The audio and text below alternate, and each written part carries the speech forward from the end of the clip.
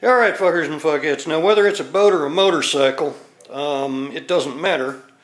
There's been a debate about ethanol fuel being bad for your boat or motorcycle. And yes, if you're talking about E15, that's bad for any damn engine. I don't care what it is. If it's more than a year old, it's bad for that engine. Now, this is what normal ethanol fuel looks like. And what we did is we went back to the pump back there, took some ethanol fuel from the pump up at Sunoco, and we took some boat gas with MTBE from back at the pump back here. Now, you see that line in there? Let me wiggle that around to where that line shows it. Here, let me grab the top so you can see that I'm not making that line with my fingers. Okay? Now, on top is normal boat gas with MTBE. On the bottom is ethanol. And you see those little chunks in there? Yeah, that's what forms in your carburetors and stuff when you mix the two together.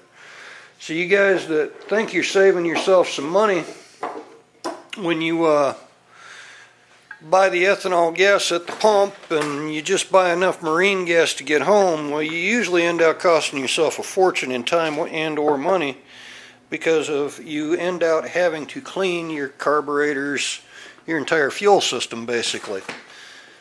And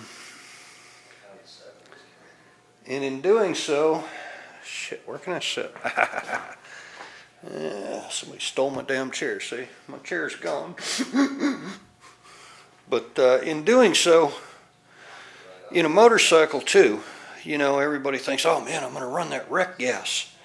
And, well, that wreck gas ain't the best idea in the world. And the reason why that wreck gas ain't the best idea in the world is what happens when you get out in the middle of nowhere and you need gas again. Be it pump, you know, you're going to be stuck with pump gas. You can't always get that wreck gas. Now, this is why I recommend either Shell race gas or Sunoco race gas, and I actually prefer the Sunoco. I get a little bit better fuel mileage with the Shell, but the Sunoco, I've got a lot cleaner fuel system inside my carbs when I pull them apart, and you know me, I'm always fucking with my shit. I'm impressed with what I see out of the Sunoco race fuel, the 100 octane that you can pump right into your bike. I'm really impressed with how clean my shit stays with that. The Shell, it stays about as clean as if I'm running normal ethanol pump gas.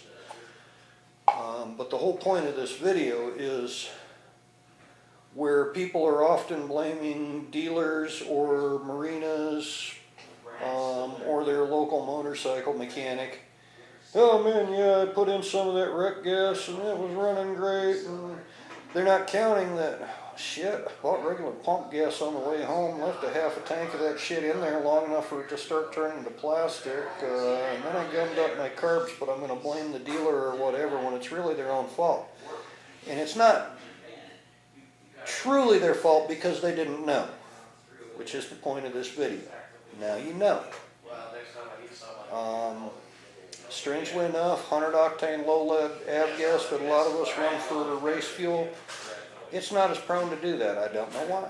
Oh yeah, that's right, it's got lead instead of MTBE, but don't be running that shit on the street. Keep it on the racetrack. Keep it in your airplane.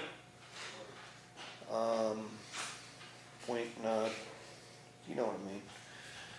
Don't be running that shit on the street, honestly. I mean, you know, cops, they can smell the difference between that and race gas. Anyone that's been around aircraft can. And the Sunoco and the Shell race gases. Sunoco, this shit right up here at 776 on Placida Road, that shit's street legal. Pump it right into your bike, pump it right into your car. And it's nitromethane based, it's got a little bit of ethanol in it.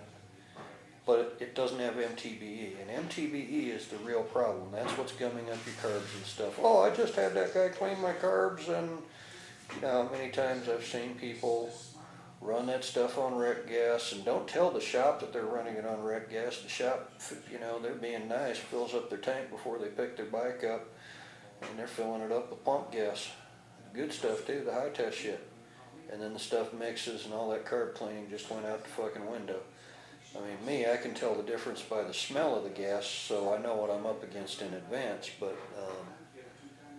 I've had quite a few people, you know, set them up on ethanol, regular E10, not this E15 crap. This E15 crap is a nightmare. You don't want it in any vehicle more than a year or two old. Tear that engine up. Anyway, I'm babbling, so we'll holler at y'all fuckers and fuckheads later. There's your general idea, and I gave you a visual illustration.